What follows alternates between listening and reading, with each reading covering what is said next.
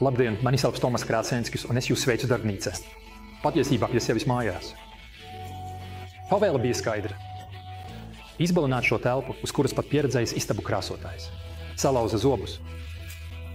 Problemātiskais pamats neļauj vienkārši nokasīt un pēc tam uzklāt krāsu ar rullīti uz vēl mitras virsmas. Ar otru es nemāku, tāpēc man ienāca prātā izsmidzināšana. Kādu brīdi es pārlūkoju Unimax mājaslapas. Līdz man acīs iekrita 2 produkti. Pirmkārt, smidzināšanas pistole ar rezervuāru un otrkārt augstspiediena smidzināšanas iekārta.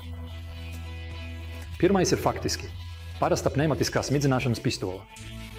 Krāsošanas šajā gadījumā drīzāk smidzināšanas materiālu, bet jums ir ārējā tvertnē ar tīru tilpumu 8 litri. Tas būtu labi lielāku virsmu pārklāšanai, bet principā šī iekārta vienkārši nav paredzēta interjera krāsošanas materiāliem. Darba spiediens ir maksimāli 50 psi, kas nevar izspiest biezu materiālu pat caur salīdzinoši lielu sprauzi. Žēl, jo tas būtu diezgan simpātiska un lēta alternatīva. Kad man tas bija? Šeit es to vismaz izmēģināju uz sintētikas, krāsojot grīdu. Galvenās priekšrocības ir galvenokārt lielais ārējā tvertnes tilpums un pistoles neatkarība no krāsas trauka pozīcijas, tāpēc jūs varat izsmidzināt vertikāli uz augšu vai uz leju, neradot problēmas ar sūkšanu vai krāsas izliešanu. Kā tas notiek, ja tvertne ir tieši uz pistoles? Vai nu zem tās, vai virs tās?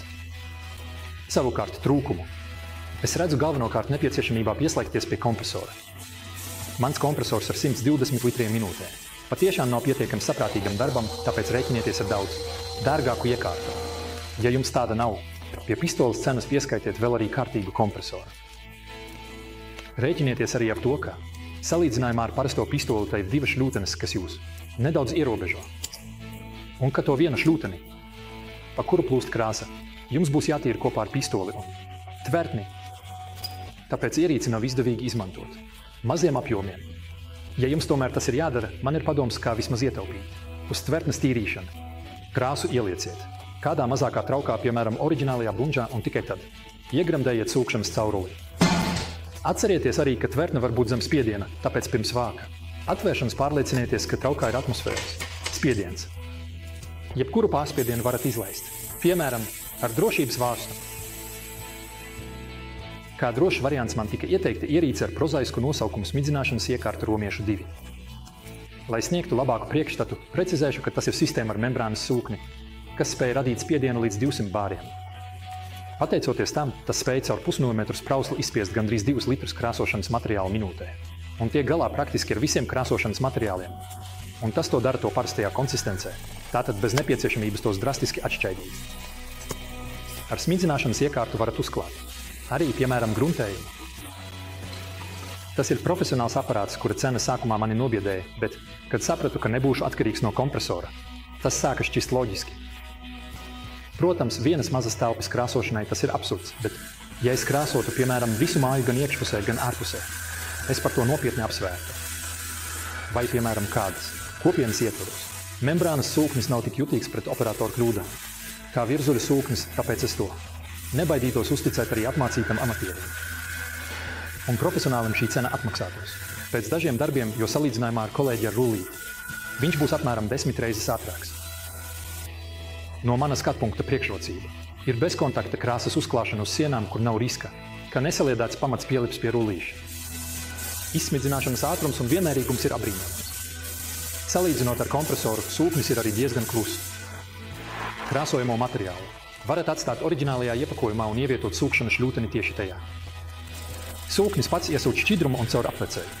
Tas atkal izplūst atpakaļ traukā. Tikai primārā vārsta aizvēršana izraisa sistēmas spiediena palielināšanos līdz vērtībai, kuru varat regulēt ar redukcijas vārstu. Augstā spiediena dēļ jums jāsamierinās ar daudz lielāku krāsas atgrūšanos no izsmidzināmās virsmas. Tāpēc ir rūpīgi jāpārklāj viss, ko nevēlaties krāsot, protams, ieskaitot sevi. Tikai uz mirkli aizmirst par kapuci, un uzreiz man bija kārtīgi sacietējuši mati.